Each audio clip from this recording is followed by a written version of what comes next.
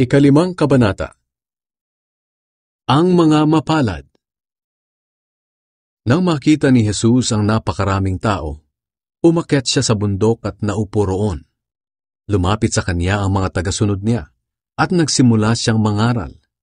Sinabi niya, "Mapalad ang mga taong inaaming nagkulang sila sa Diyos, dahil makakasama sila sa kaharian ng Diyos.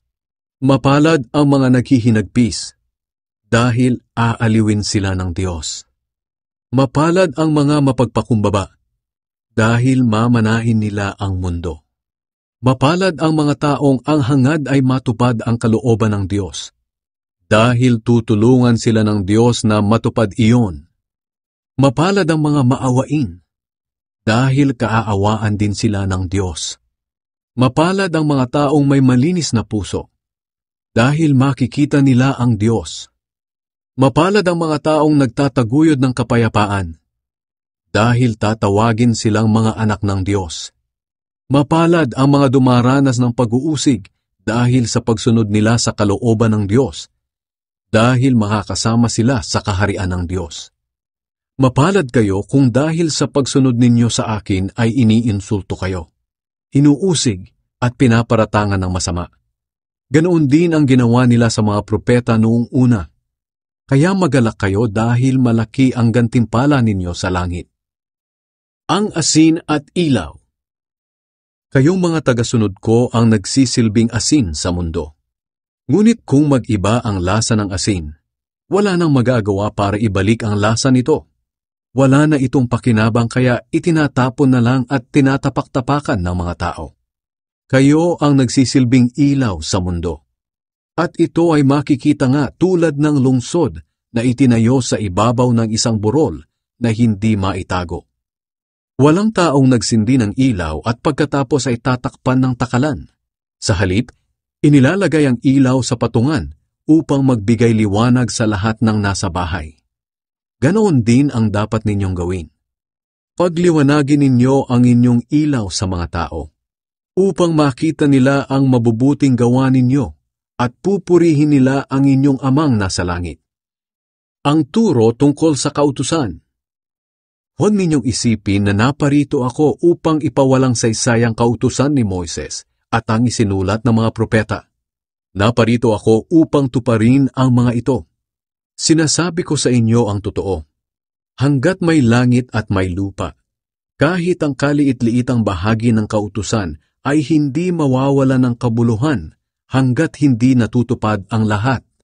Kaya ang sinumang lumabag sa pinakamaliit na bahagi ng kautusan at magturo sa iba na lumabag din, ay ituturing na pinakamababa sa kaharian ng Diyos.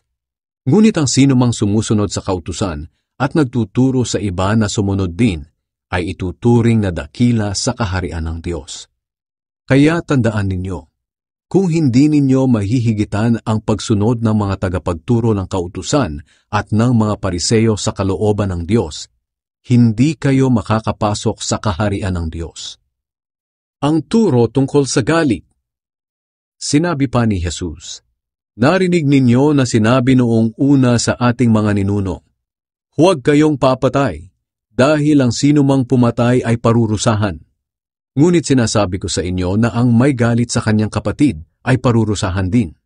At ang humamak sa kanyang kapatid at magsabi sa kanya, wala kang silbi, ay dadalhin sa mataas na hukuman. At ang sinumang magsabi ng ulol ka sa kanyang kapatid ay mapupunta sa apoy ng impyerno. Kaya kung nasa altar ka at nag-aalay ng iyong handog sa Diyos, at maalala mong may hinanakit sa iyo ang iyong kapatid, iwanan mo muna ang handog mo sa harap ng altar. Makipagkasundo ka muna sa iyong kapatid at saka ka bumalik at maghandog sa Diyos. Kapag may nagdedemanda sa iyo, makipag-ayos ka kaagad sa kanya habang papunta pa lang kayo sa hukuman. Dahil kapag nasa hukuman na kayo, ibibigay kayo ng hukom sa alagad ng batas upang ipabilanggo. Tinitiyak ko sa iyo, hindi ka makakalabas ng bilangguan hanggat hindi mo nababayaran ng kabuuan ng utang mo. Ang turo tungkol sa pangangalunya.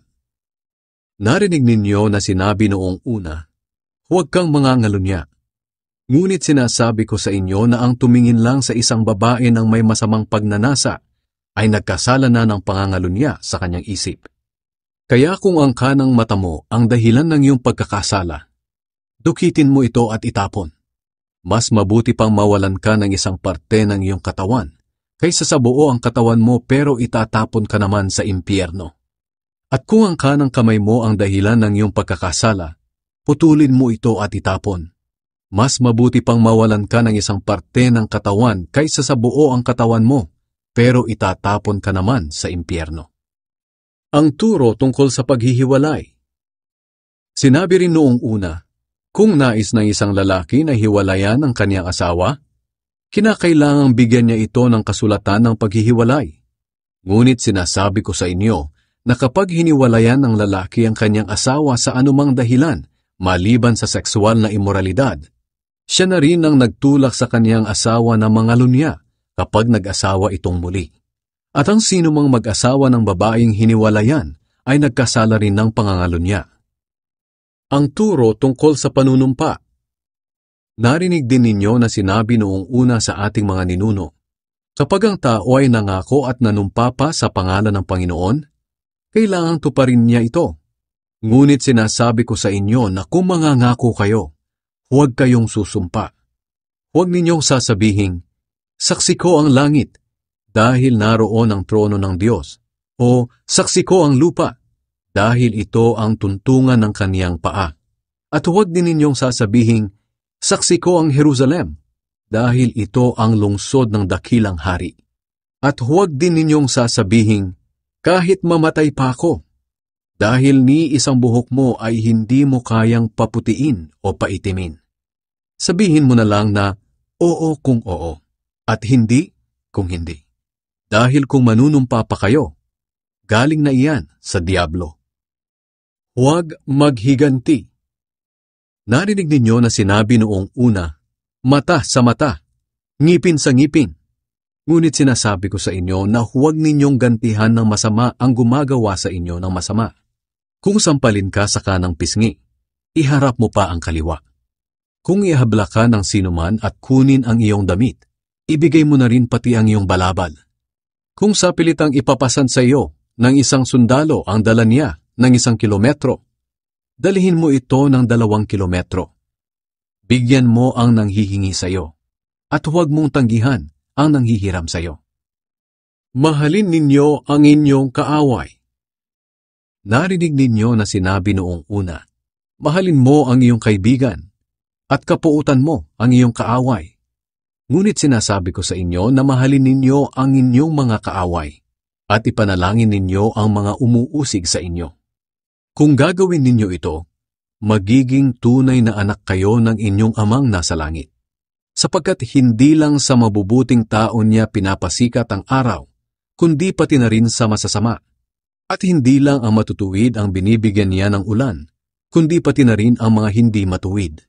Kung ang mamahalin lang ninyo ay ang mga nagmamahal sa inyo, anong gantimpala ang matatanggap ninyo mula sa Diyos? Hindi ba't ginagawa rin iyan ng mga maniningil ng buwis na itinuturing na masasama? At kung ang binabati lang ninyo ay ang mga kaibigan ninyo, ano ang ginawa ninyo na nakakahigit sa iba? Hindi ba't ginagawa rin iyan ng mga taong hindi kumikilala sa Diyos? Kaya dapat kayong maging ganap, tulad ng inyong amang nasa langit.